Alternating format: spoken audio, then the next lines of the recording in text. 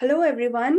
Welcome to another session with Build Python projects for a resume booster series.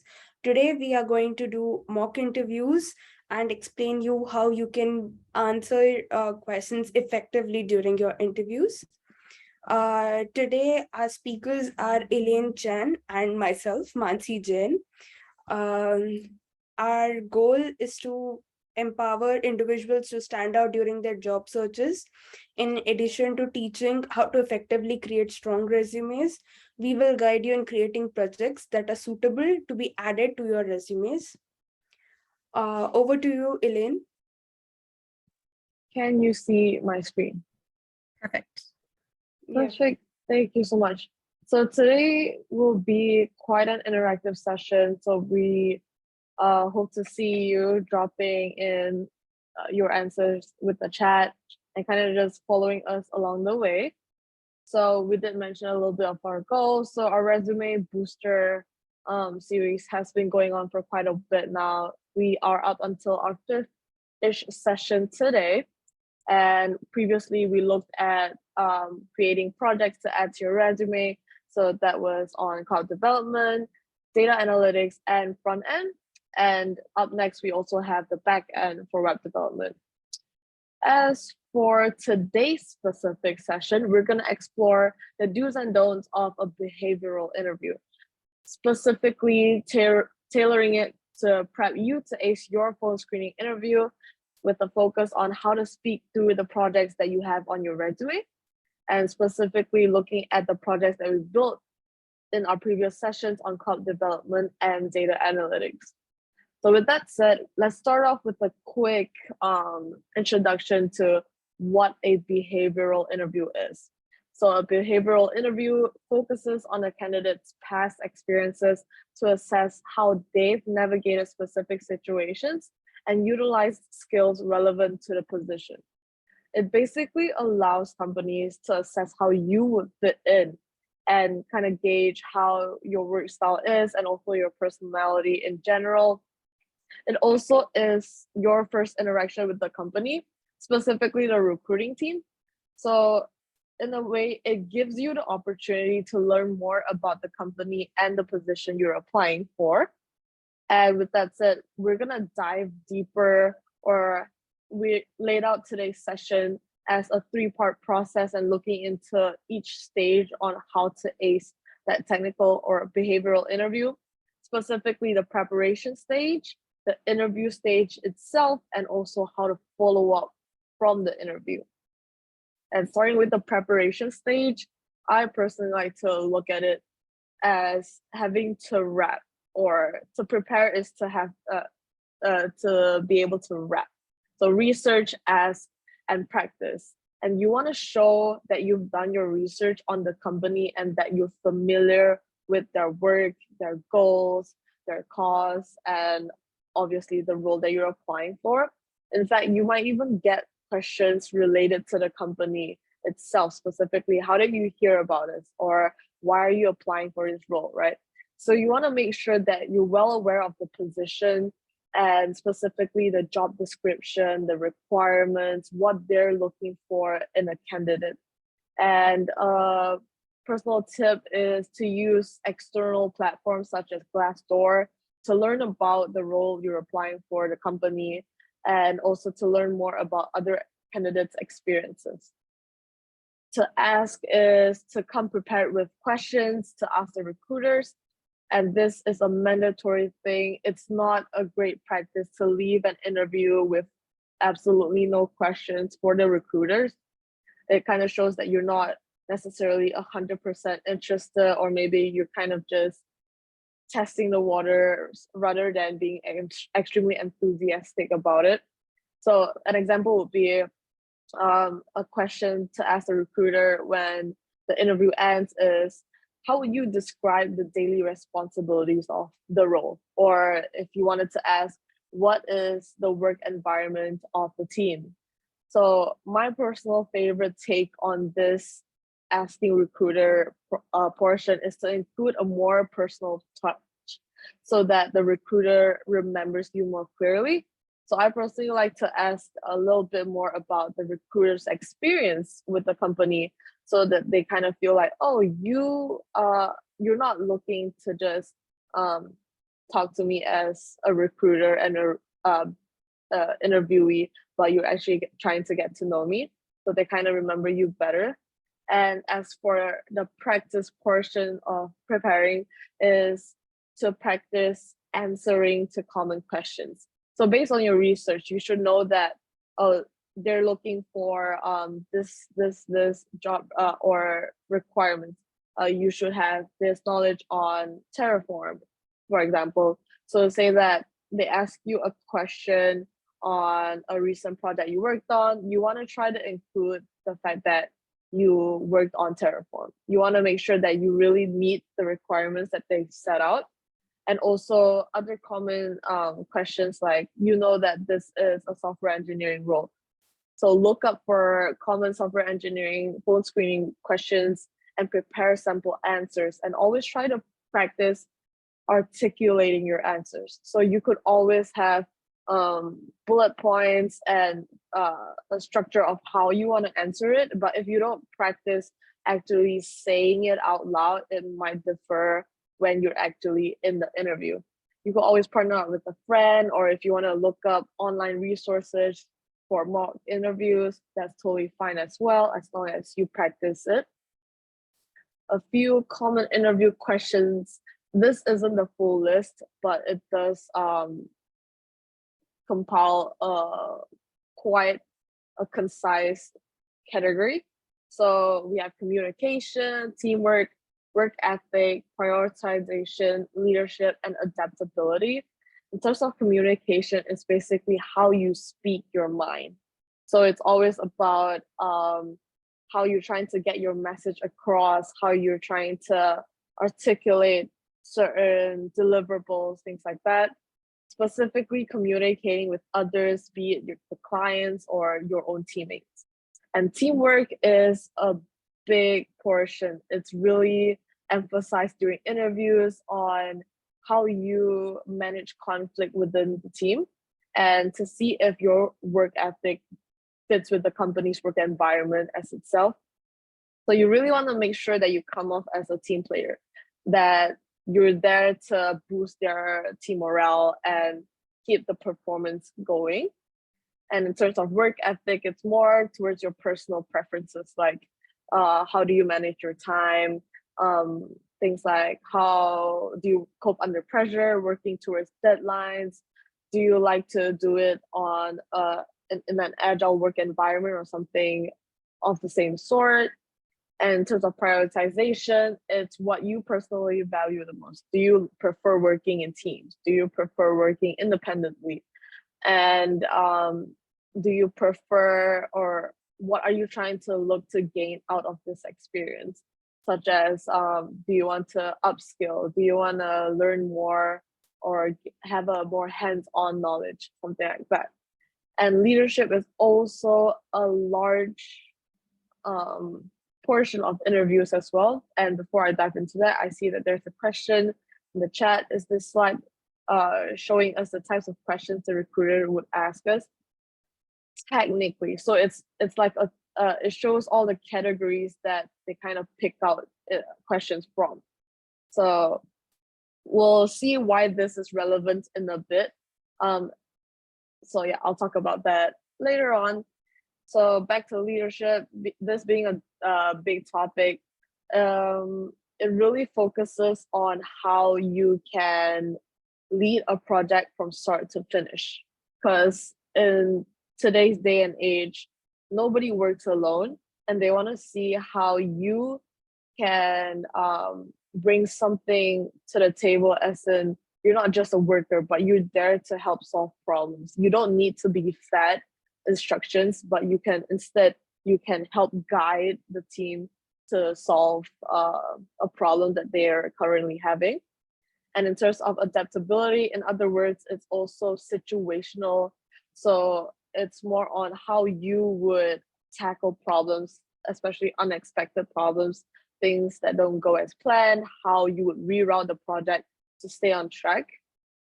And with that said, diving into the interview portion, which is the actual interview itself, to tackle the questions, you want to kind of devise a plan. So this is a very general kind of plan. So it's to listen, to be attentive, to elaborate your answers, but to also keep it at a good length. I would say about 2 minutes or so. Be honest, and don't try to come up with things that you're not actually familiar with.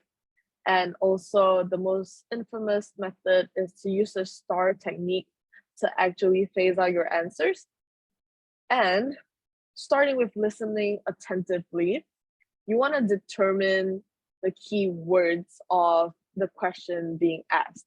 For example, why versus how.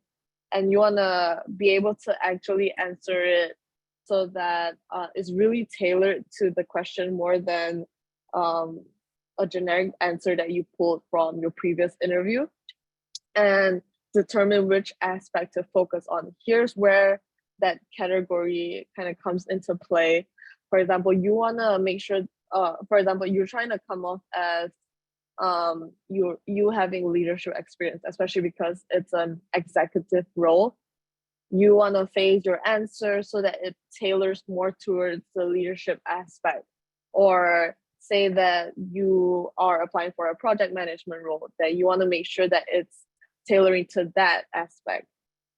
And in terms of being elaborative, you should include key terms, but not to an excessive extent. So things like, you want to say, I worked in an agile work environment. Agile work environment is one of the key terms that I'm talking about. You shouldn't drop that out. You shouldn't leave that out. But at the same time, you shouldn't be too excessive as in to just throw buzzwords. That doesn't work as well. You want to make sure that it's at a moderate level for sure. And also this describing the tech stack is more catered towards a developer role.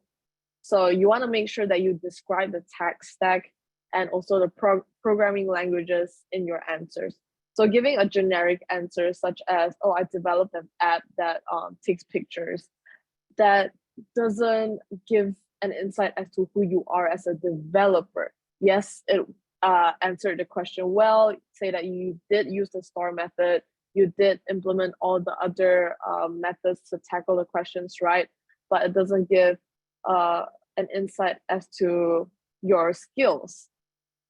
And you should always connect the answers to the role. So it does play a little bit, it has a little bit of a crossover to the determine which aspect to focus on thing. But basically, say that you know that it's for a software engineering role. This isn't really the time to speak about something that's too out of bounds. So for example, you had a dance performance and you wanted to speak about that, using that as an answer. It may be memorable in a sense, but is it really necessary? Not really. So let's just try to use your software engineering experience to actually tackle that question instead, rather than dance performance experience that you had. And also, this being one of the things that a lot of people look or overlook is being honest. So if you don't understand the question, or if you don't have the experience to back up your answer, don't go in head first and hope for the best. Basically, you should always come off and be honest about it. Say, hey, I didn't quite get your question that you asked. Could you verify if it's this specific aspect that you're looking for me to answer, or is it something else? Or if you don't have the experience, you could just say, I don't necessarily have the exact experience for that, but let me speak about something similar to that. Interviewers they will definitely appreciate your honesty. They'll understand that this also proves your personality, right? Say that you encounter a problem during work, they understand that you are able to articulate your worries and concerns instead of hiding it and not letting the team know. And in terms of using the STAR method, I'm quite sure all of you have heard of this.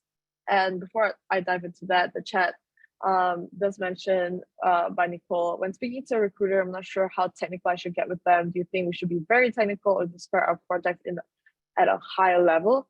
So definitely at more high level rather than diving into the entire like a code walkthrough. Say that you want to think of it as if even at a corporate environment, say that you implemented a solution, your team implemented a solution, and that you're giving an overview to the other teams, or you're presenting your solution to the other teams. It's kind of the same aspect. So high level, not too technical, but at the same time fulfills all the requirements, such as talking about the tech stack, a little bit about the behind the scenes, but most importantly, they want to see how you can describe your experience or your communication skills, basically. And as for the chat, there is another question. Could you please share your link to access the earlier sessions? For sure, and I will leave it up to the team to share those links. And I hope that answers your question. And I'm going to move on to the STAR method now. So in the STAR method, we have situation, task, action, and result. So situation is basically at the same time a snippet of what your answer is going to be. So it's kind of like the trailer of your answer per se. And task is exactly what the problem was, or not necessarily problem, right? But the situation itself. So a good overview. And then the action is specifically what you did. You want to make sure that you really emphasize this. So say that they ask you a question about an app you built. And instead of rambling on about the functionalities of the app as if you're trying to give a pitch at an event, you want to make sure to include what you did and what you utilized or what skills you utilized to bring that problem or solve that problem. And the result is also equally as important, is what you gained out of it, what you learned, what the team gained, performance-wise. You want to provide metrics, you want to provide numbers, and you want to quantify your contribution to the team, how that helped elevate the situation. And with that said, I'm going to stop real quick. I want to see if everyone's doing okay with the speed currently before we dive to the next section. Did anyone want to drop in or mention in the chat that you're catching on well?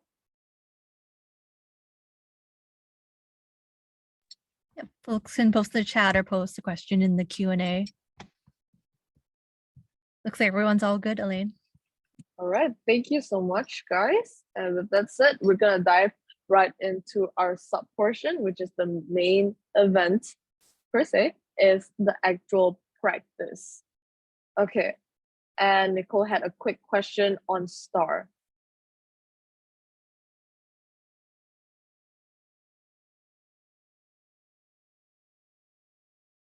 Okay, so Nicole being situation, what the problem was, where it caused, fix the problem, action, result.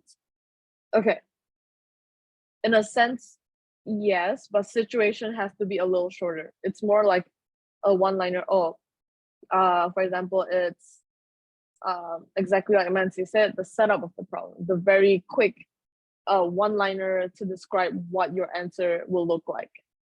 So for example, how did you manage your time?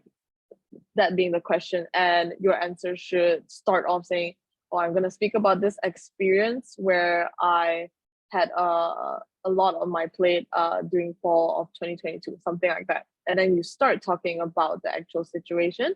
And like you said, action, then result. Okay, and with that said, we're going to start trying to use the methodologies mentioned earlier on how to tackle questions. So starting with listening attentively, we're going to move on to be elaborative, be honest, and using the STAR method.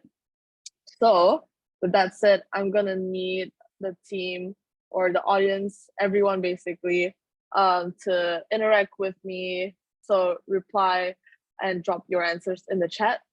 So say that we're looking at this specific question. Give me an example of a time you faced a conflict while working on a team, and how did you handle that? So that is the question. And if we were to implement the methodology of listening attentively, what do you think are the keywords of this question? And what do you think some of the potential aspects you want to focus on? Really let that sink in, right? So personally, it would be, in terms of keywords, is to give an example of conflict and team. Exactly like Grace mentioned, conflict. So you want to make sure that there was a conflict, that there's a team aspect involved, and how did you handle that? Personally, I think that is a keyword to really emphasize. How did you handle the conflict that was going on in the team? And some potential aspects to focus on is definitely team management or teamwork, and then maybe a little bit of leadership, maybe time management, project management, things like that. So that's how you dissect the question. And thank you for contributing your ideas to this little interactive session. So with that said, we're gonna move on to the next practice, that is to be elaborative. So same question, give me an example of a time you faced a conflict while working on a team, and how did you handle that?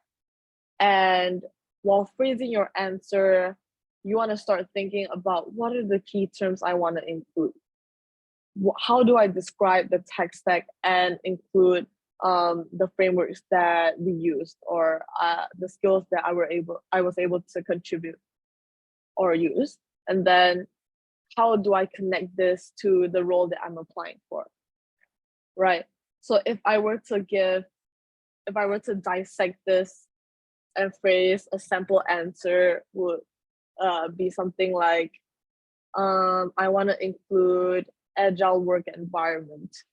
I want to include daily stand-ups to show that progress was made to mitigate that time management conflict.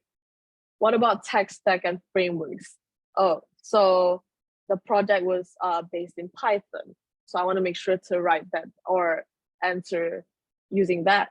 And how do I connect this to the role? Say that the role is an executive role. I want to make sure that I tailor this to a leadership aspect, right?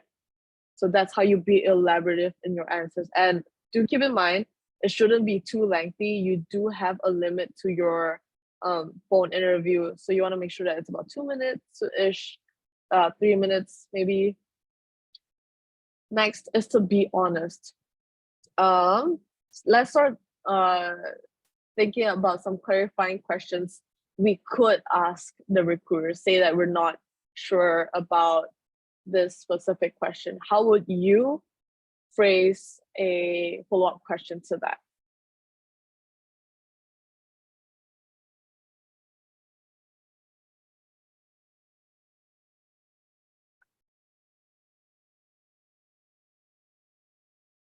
Feel free to drop it in the chat if you've got any idea on some clarifying questions to ask the recruiter.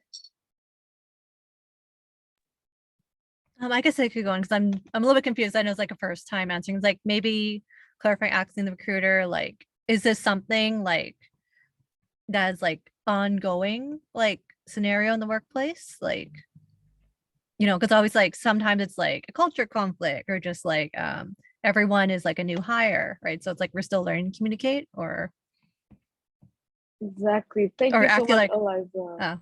And like asking like, you know, how does the team like resolve? Because yeah, okay, I'm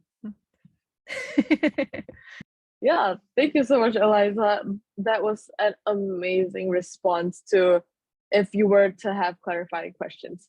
Something would be, you could clarify asking the recruiter, okay, do you mean as of currently, or are you looking at a past experience? What aspect do you need me to kind of focus on? Things like that, right? Exactly. And Nicole also said, like, it's a conflict technical or communication. I love that as well.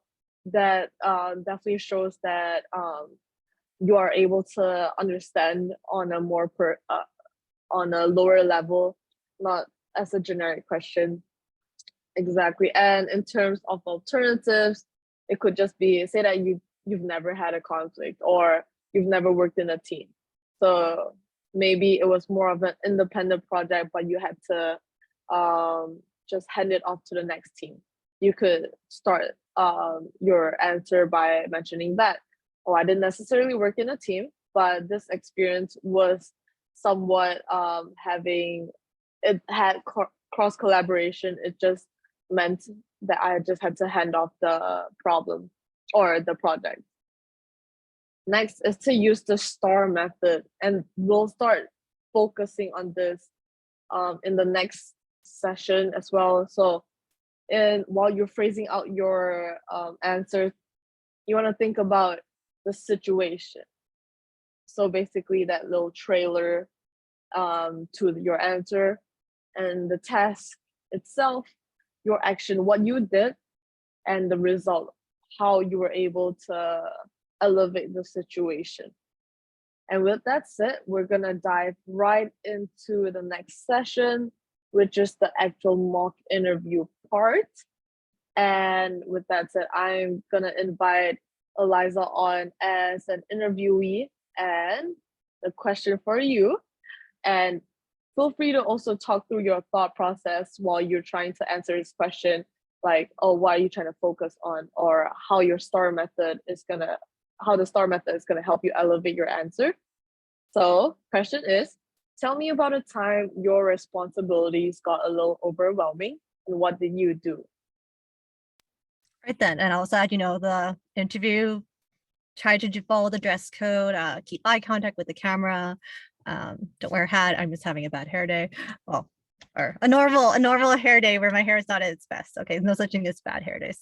Anyway, so time when my responsibility, so a time where I had my responsibilities got a little overwhelming. I was working, I guess, one of my first project coordinator jobs, and when the team members kind of just started disappearing, ghosting on their work, like they just weren't as attentive during meetings, their tasks were unfinished, and it was not great quality. And it was such a strange experience because this person was usually very enthusiastic in the team, they're very like hardworking, they're committed to like their own kind of like standard of quality in the work. And it got a little overwhelming for me because the project's being delayed, the clients are asking, why isn't it done yet? Why aren't these changes things? And other people in the team have to like step up to like get like the work done. So what I did as a solution, I made time to talk with the person privately, like ask what's going on, like, do you need support? Like, do you need help with something? Like, what can I do so that you feel you can get the work done in a timely manner? Like, you're like, I know you're better than this. So like, you do deliver good quality. So like, what can we do to support you? And it turns out, his wife is pregnant. They just found out, still kind of early days and staying quiet, but they really help like support the wife. It's both their first child too, right? And it's like I don't know that experience, but apparently there's like a lot to learn about as like a first parent and dealing with doctor things. So we had that kind like discussion. I looked into like maybe other support we give them through work as like a new dad, but otherwise what we found as a solution was like I would still assign them the task work but allow them to work like during off work hours. It's like the before times, right, when like it wasn't as common to have people working remotely, so they maybe be working in the evenings or later afternoons to get the work done, but the quality is still good, and like task got done, project got delivered in time, quality is happy, and like they have a beautiful baby that's maybe 10 years old now. So yeah, I hope that kind of answers in the STAR method that you're looking for, Elaine. Exactly, it does. And to kind of summarize it, right, she definitely So Eliza did a great job in using the STAR method. She gave a quick overview saying, oh yes, this was about a little bit of the project management experience that I had. And then she dove into the actual situation exactly with the phrase, this is what I did. She elaborated on the task that she worked on, the action that she took to help solve the problem, and the results that came about with that. So that was a perfect sample answer. Thank you, Eliza. Did anyone have any follow-up questions with what Eliza had to offer? If not, I can always discuss like school stuff or like volunteer project work. It's not only like stuff that happens in the workplace. So yeah. Okay, next slide. For sure. Okay, and the next practice question is, tell me about a time you failed and what did you learn about or learn from the experience? Okay. I guess me personally, it's not really failure, it's an opportunity to learn.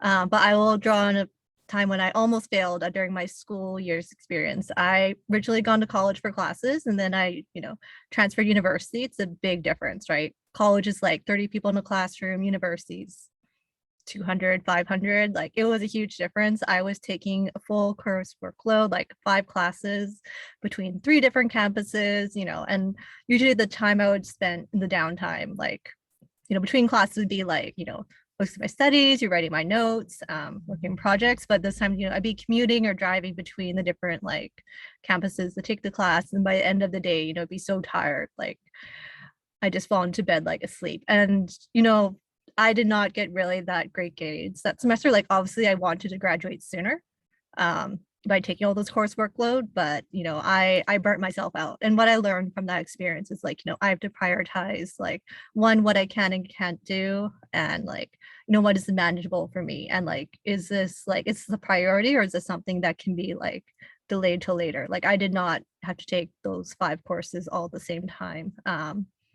But I did, I achieved it, but it wasn't great for my health and overall like learning experience. So that's what I learned, that you have to learn to prioritize, one, your health, two, what is manageable or not manageable on the task plate. And yeah. All right, thank you so much for that. I really like, especially the opening of her answer that does touch base on how to give more of a personal touch to your answers, because at the same time, you're not a robot. You are a human and you're trying to be memorable also. So she did mention, I don't think it was the time that I failed, but more of a learning opportunity. I feel that if you were to include that, like Eliza did in your answers, that the recruiter will remember you better, that you do come off as having a personality. And again, although she had to rephrase her answer a little bit, it does still cater to the STAR method, and also to specifically answer what did you learn from the experience. So she was able to really dissect the specific keyword of the question. So definitely answering to that very perfectly. Thank you so much, Eliza. And that's it for our general questions. And next we have our mock interview, specifically with a focus on the projects that we developed during the cloud development session. So to give an overview of the session, we developed a cloud native app that retrieves daily traffic information of a certain route. And the boilerplate program is on GitHub and only consists of the bare bones of calling the directions API, also includes other functionalities such as or other cloud resources using cloud source repositories and cloud storage. But for this mock interview, we assume that the project is an enhancement of what we were able to build, specifically the future or the next steps of what was supposed to be. And with the implementation of Cloud Scheduler to run the program on a daily basis, like a cron job, Cloud Functions then pops up to automatically send text notifications based on a trigger, and monitoring solutions such as Cloud Monitoring. And with that said, so I won't give a a sample answer, but more of the thought process of how I or we should answer the question using the project that we have. So say that the question was, what project are you currently working on? A very generic question, right? But if we were to look back at our methodologies of so being prepared, being elaborative, listen attentively, using STAR, we know that we have to tailor our answer to the role that we're applying for. So say that it's a cloud developer role. I want to go ahead and talk about a project that involves cloud development. So say that I had any clarifying questions for this, because it's very generic, right? What project are you working on?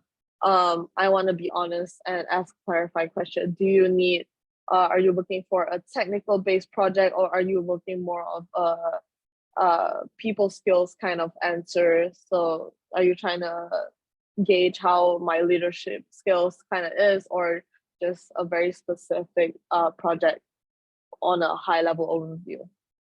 Okay, diving into the answer itself. So let's look at dissecting our answer using the STAR method. So situation, or other words, snippet. I'm going to talk about a notification system that I built as part of the Teams application to notify the user of the traffic information on their way to get their daily dose of caffeine from a local Starbucks. That's my snippet. That's my one-liner pitch, per se. And then I want to go ahead and dive into the actual task. And to do so, I want to make sure to also be elaborative. So I want to include key terms. I want to talk about the tech stack. I want to talk about the frameworks that I use, the programming languages, things like that. So I could start off that task. So the task-based part of my answer by saying the program is set up, or a system set up, so that a cloud function is run on a daily basis as based on a schedule set on Cloud Scheduler. See how I already included the framework that I used, and I tailored it to the role that I'm applying for. It's a cloud developer role. So obviously I have a lot to do with cloud resources. And then I want to talk about the program, how it kind of works. So, and what I did, right, for the program. So I created, or I devised an algorithm to call the directions API to retrieve the current traffic information. And I made it, and I set up the cloud infrastructure so that it is triggered asynchronously using Cloud PubSub. And also I set up a monitoring dashboard to make sure that service level objectives are met. So here's where more key terms come into play: service level objectives, monitoring dashboards. And how about the result part of my answer? I want to make sure to say, through my efforts, I allowed asynchronous functions to be carried out. And overall, the latency of the app was greatly reduced from X amount of time to this amount of time. And our app is highly scalable, it's reliable, things like those are the things that I really want to include. So that's a little gist on how to answer this little question.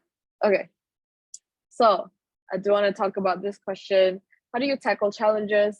And name a difficult challenge you faced while working on a project, how you overcame it, and what you learned. So keywords for me is, how do I tackle challenges, and a difficult challenge on a project, overcame it, and what you learned. To me, the major key term is what I learned, and yeah, basically what I learned, right?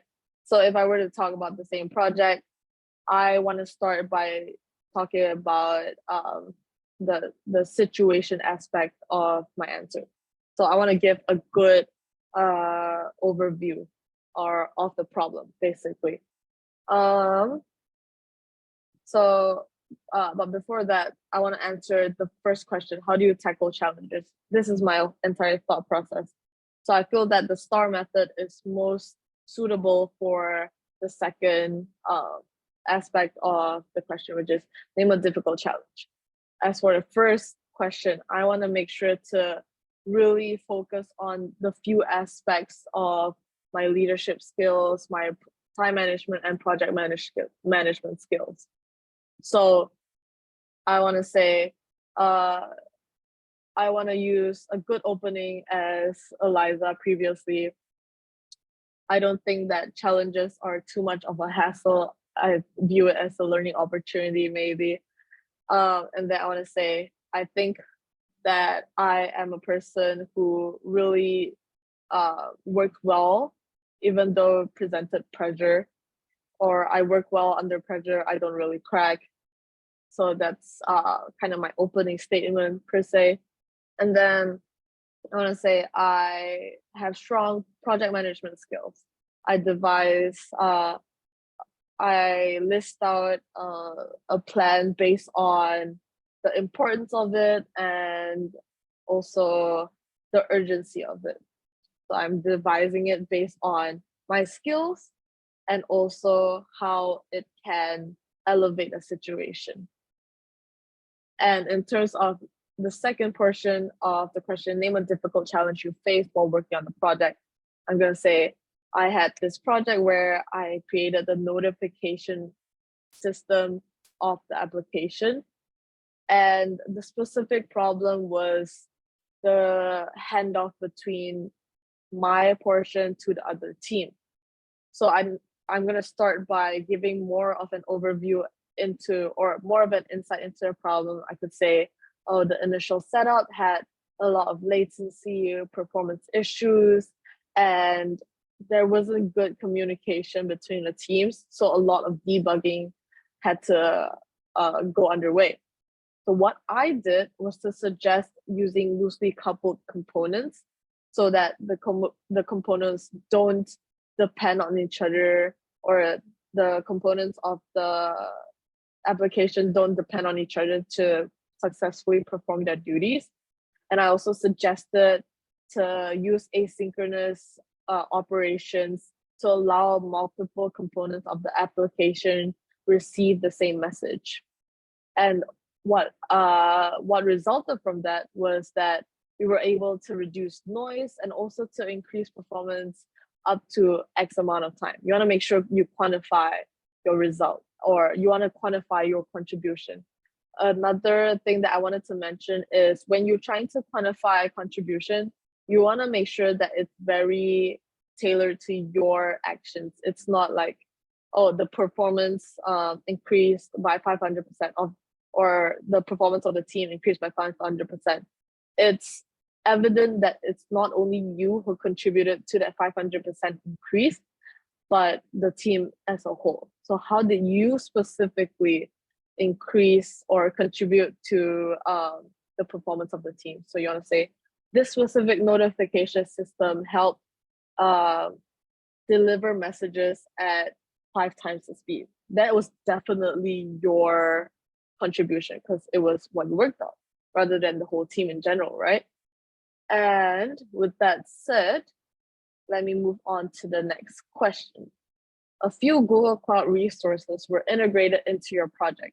Could you walk me through your thought process on choosing which resources to use?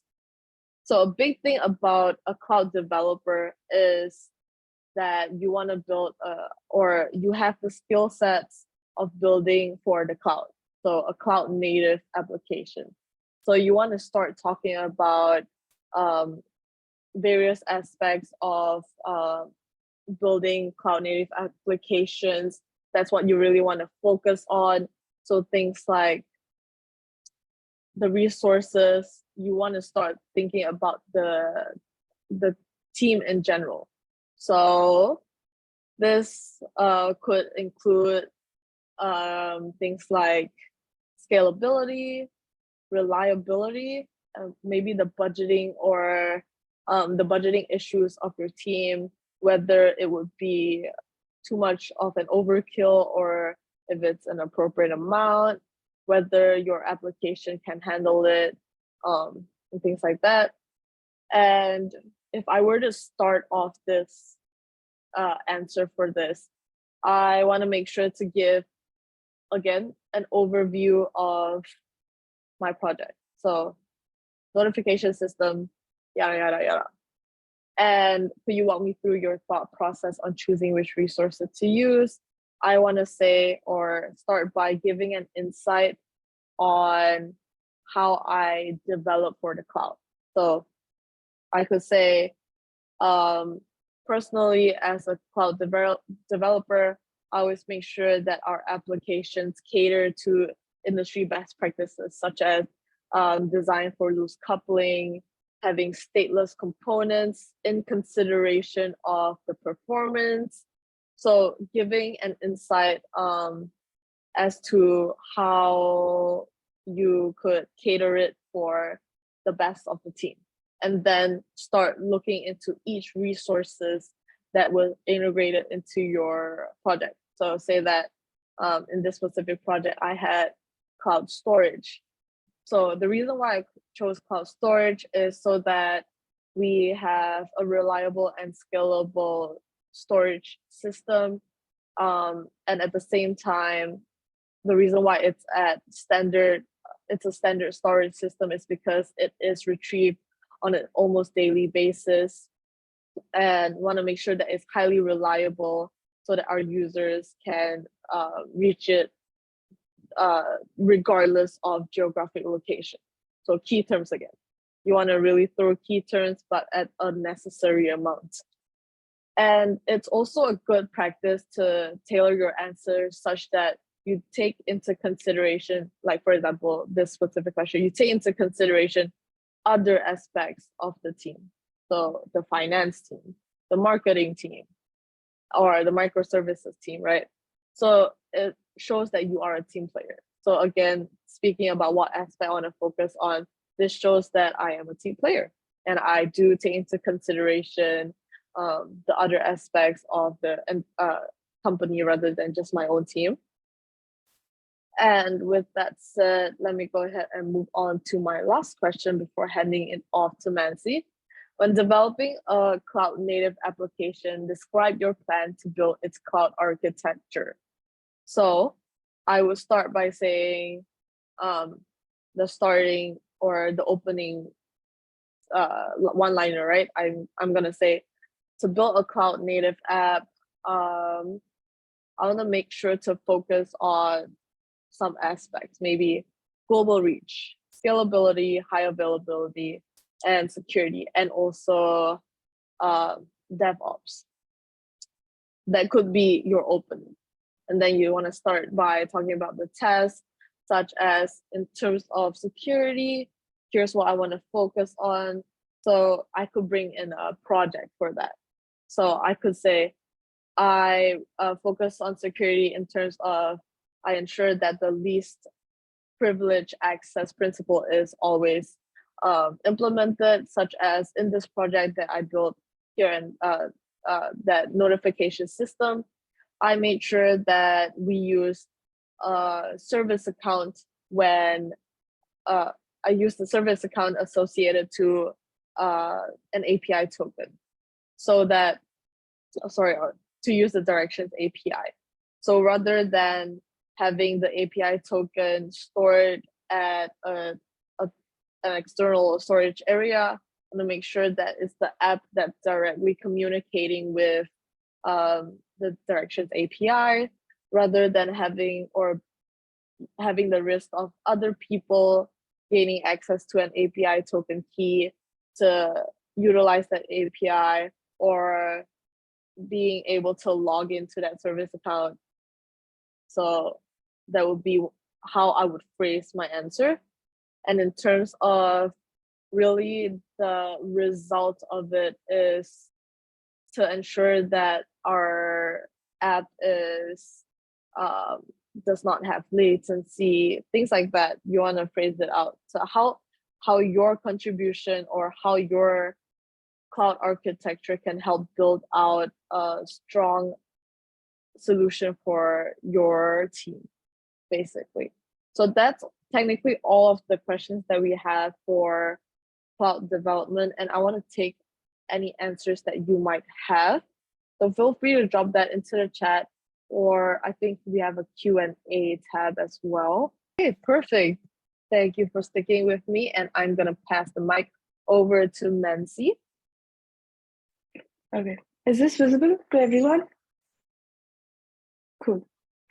So the data analytics portion for the mock interview, I'll just give a brief overview of the project that we had discussed earlier. It was regarding a hardware company known as Altec Head Hardware, and they're based out of India, and they had some of the products that they sell in and around India.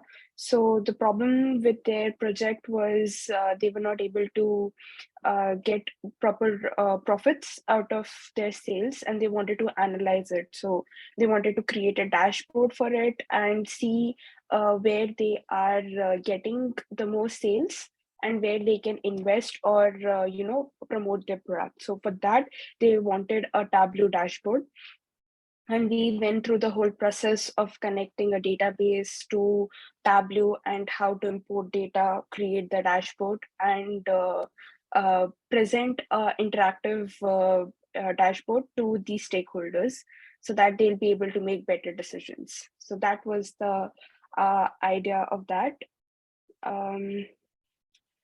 Starting with the questions, as Elaine has already answered this question, what project are you currently working on? This would be helpful for people who to understand, like for the recruiters to understand how they can, I mean, what are your goals? How are your goals aligned to the company's goals or the role that you have applied for? And how can you be a useful asset for them? So, one thing that I do is I go through the job description before giving the interview, make sure the skills that they've mentioned, and try to include that if there are any match that I'm doing, and include that project which I'm working on. For example, if the project includes, if the job description includes skills like, PostgreSQL or Python. So make sure that you include a project in about when you speak, which requires these skills. So you can say that, I've been working on so and so project, it includes this, and it aligns with the job description, so I can implement my skills for this job role. So this gives them a good understanding of it. So that would be one of the ways that you can answer. So example could be like, thank you for asking me the question. So currently I'm working on a data analytics project which involves visualization of snap data. So we had a survey, we included that in a Postgres database, and then we connected it to the Tableau via the server, and then we called in all the tables in the Tableau dashboard and started to work on it. So we used so and so fields. Probably you can mention a few fields and say that we created a pie chart out of it, and we had these filters in there. So this is, and it is still in work in progress. So we are still talking to our professors or your team members or stakeholders, whoever it is, and you can say that, we are working with this. So that would be one of the ways that you could answer what project you're currently working on. It would give the recruiter the feel that you know the skills, you're confident in it, and you are not you are not a beginner in it. Like, even though you're a beginner, but you can project that, you are skilled, and it'll help them with that. So that is one thing. Moving on to the next question, how do you tackle challenges? Name a difficult challenge you faced while working on a project, how you overcame it, and what you learned. So, as Elaine mentioned, that when it is about challenges that you're speaking about, you have to mention about your leadership, time management, and project management skills. These are the things that recruiters would look for when you say about tackle challenges. And I don't think that I can answer it better than Elaine did, but still to give it a go. Uh, so challenges could be anything from your schoolwork to your corporate world if you have, or if you're doing any part-time, you can even mention that and make it look like you manage time with it. So you can work with that as well. So for an example, you can say that currently I am working on two RAs right now. I'm working as two research assistant positions for professors, and both of the work is quite demanding. So I have one course right now as well, which has a final project as well, and it is on a tight deadline. So to make everything work, I am trying to schedule my time. I make sure I write down all the tasks for each project and research work in detail, like a step by step thing. And I try to achieve two or three of those every day so that I can stay on track with everything. And with this, I have definitely improved on my time management skills. Also, for the final project that I'm working on, for my course, I'm collaborating with another person. So I check in with them, what time are they available and what is their role in the project. Accordingly, we split the work and I let them know when I'm available and what work I have done. And accordingly, we can talk about it.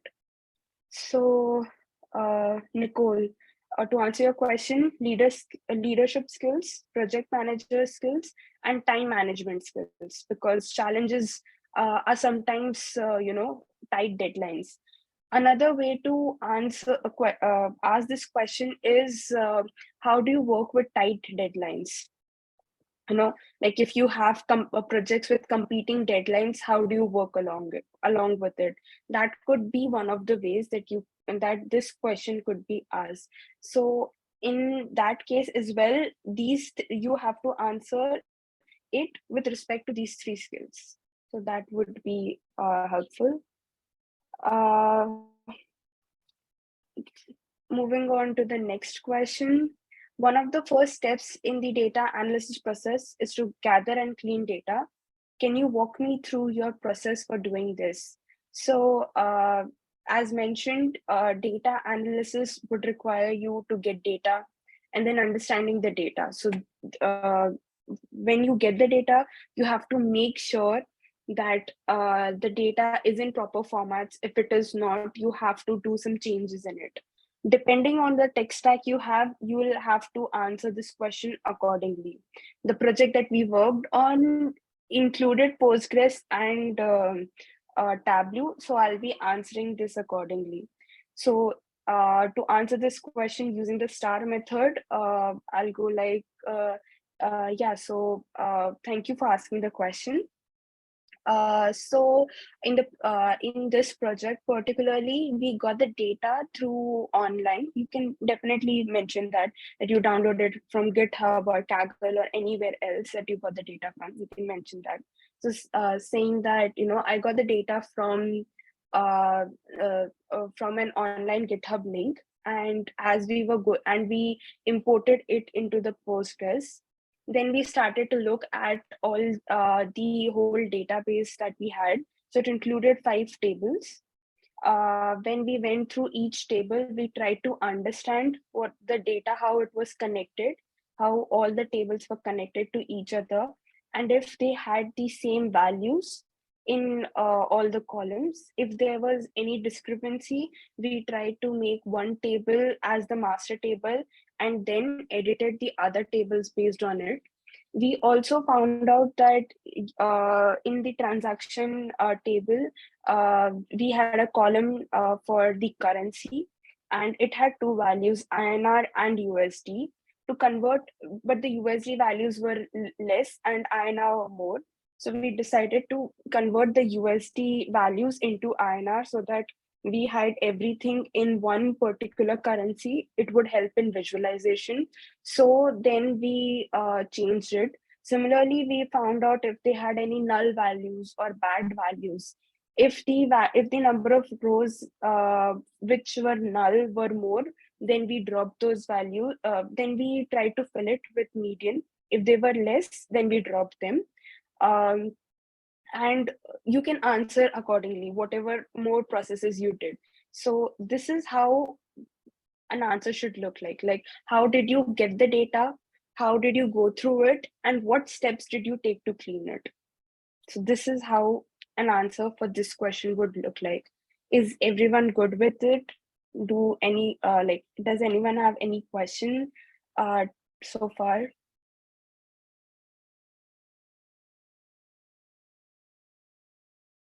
Okay, cool. Moving on to the next question. um, How do you stay up to date with changes in your data and update your analysis accordingly? So in Tableau, there are two options. You can import your data uh, via a CSV file, or you can make it a live connection with your database. So the way that we had worked on this project was we created a live connection with it. So in live connection, the data gets updated accordingly.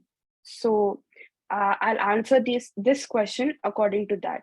You can definitely answer it both ways if you have done it in either way. You can say that, when we have a live connection, we do it this way. When we have an extract, we work in this way. It would help the recruiter or the hiring manager to know that you have experience with both, and that is definitely a plus. So answering it according to the live connection, we can say that we had connected the database with our Tableau using a live connection, and the data gets automatically updated into the tables. So we do not need to worry about how the data is coming in, but we definitely have to check if the data is correct or not. So we have put some filters in the data set which check the values for it. So for example, if we ever get a USD value in the currency section for transaction table, we convert it into INR directly, because the company is India based, so they would want the price in INR. So that is how we work with that. And to check our analysis every month before we have our updated when we have these stakeholder meetings, we make sure that a week before that we check all our dashboards. We check if the data is consistent with what we had put in earlier.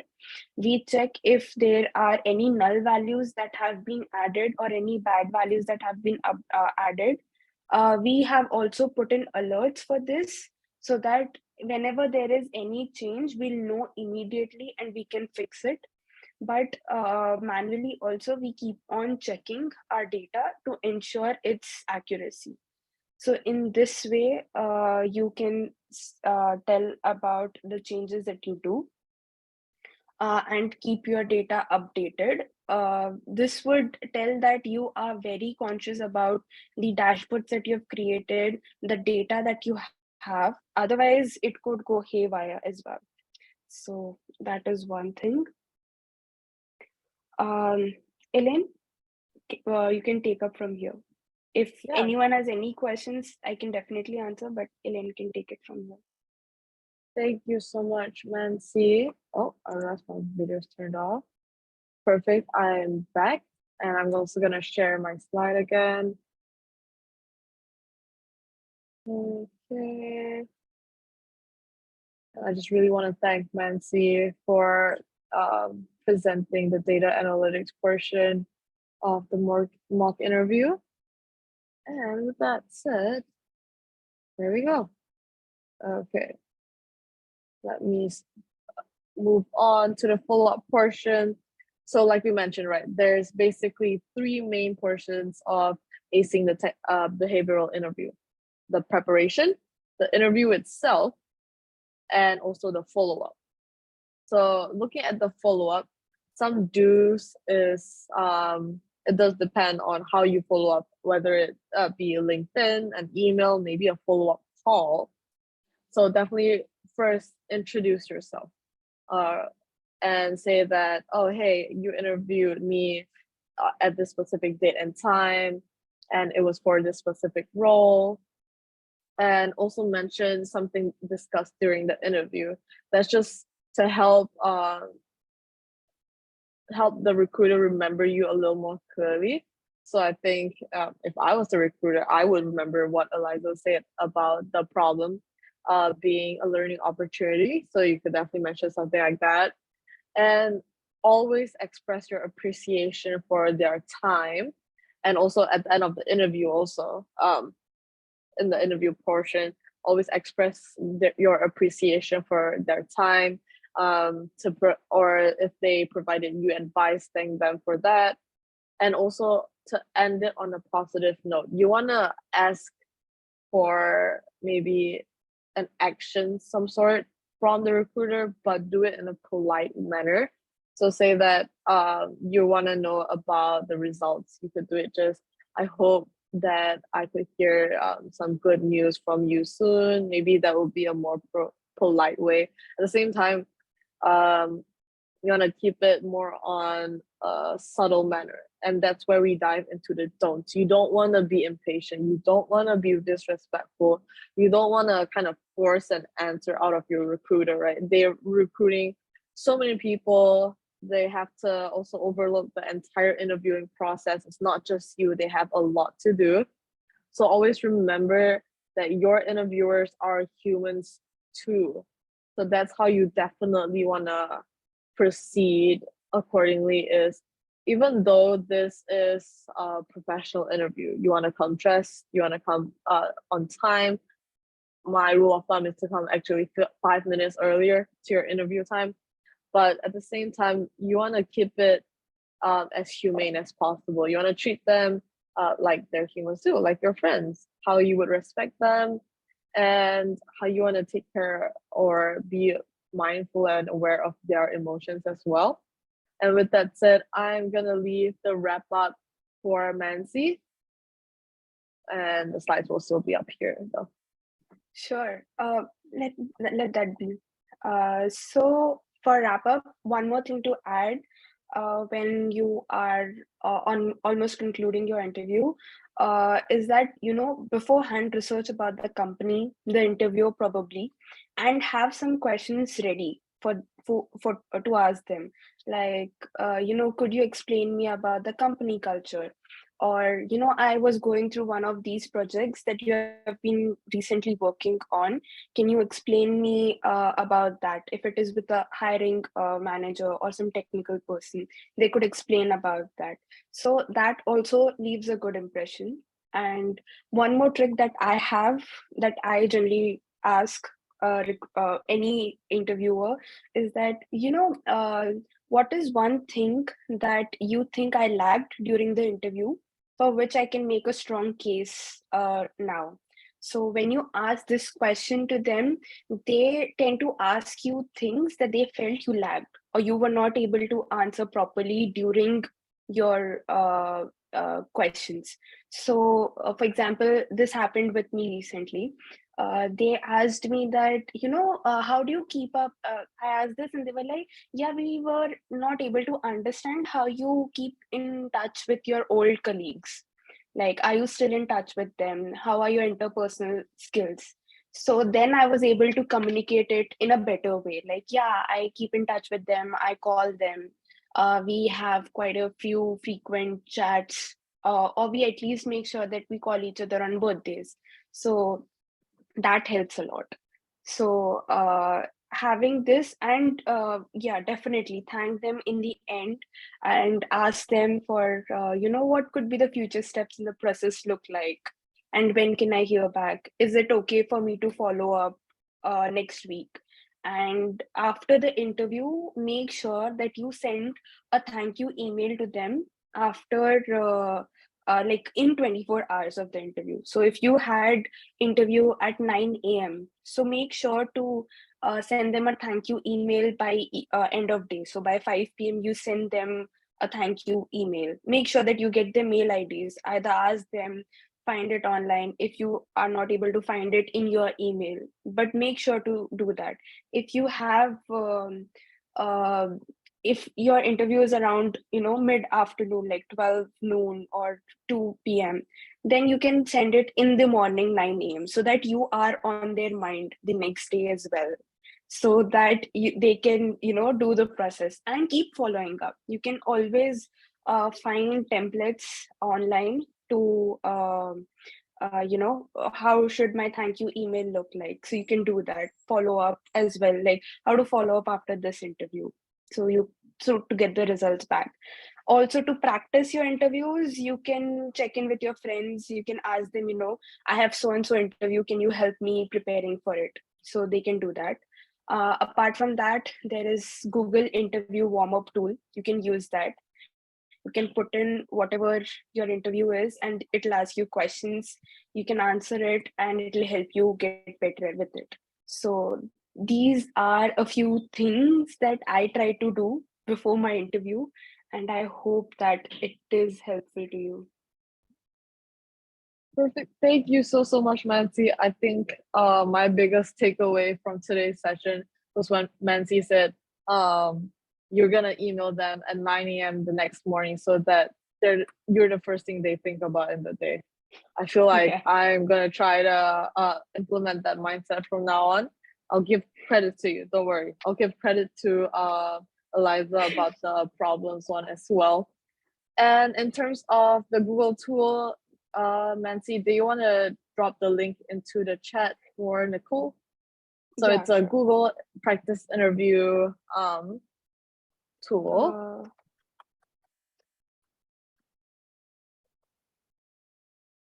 And the slides will be shared after the session as well. So if you wanted to take a look at that. And with that said, I did want to mention real quick that our next event, as you saw, would be a web development front end project in alliance to this series as well. So it is basically kind of like a follow-up session to the web development project that we had previously. And whether or not we have a mock interview focusing on the web development project, we're going to look into that. And please keep in touch with us. Our Slack channel is Resume Booster Projects. That's where we post all of our previous sessions, all of the resources, and how you could really keep in contact with us. And if you have any questions, you could directly message us in that channel. And with that said, thank you for your time. Thank you for Mansi and Eliza for contributing so much to the series.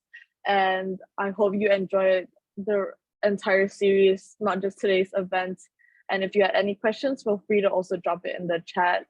It was great having you guys. And with that said, any last comments from anyone? Thank you for in the chat. But yeah, thank you so much, Elaine and Mansi, for this great event, creating all this content, especially mock reviews. I feel like you've helped hold the hands of like our attendees every step of the way to help them be successful and confident in their careers. So thank you both of you so much, creating the projects and the series. Yeah, so as we mentioned, if any follow-up questions, please post them in our Slack channel and I'll wrap up the event. So good morning, good afternoon, good evening, wherever you are. Hope everyone has a great rest of their day. Okay, bye-bye. Bye.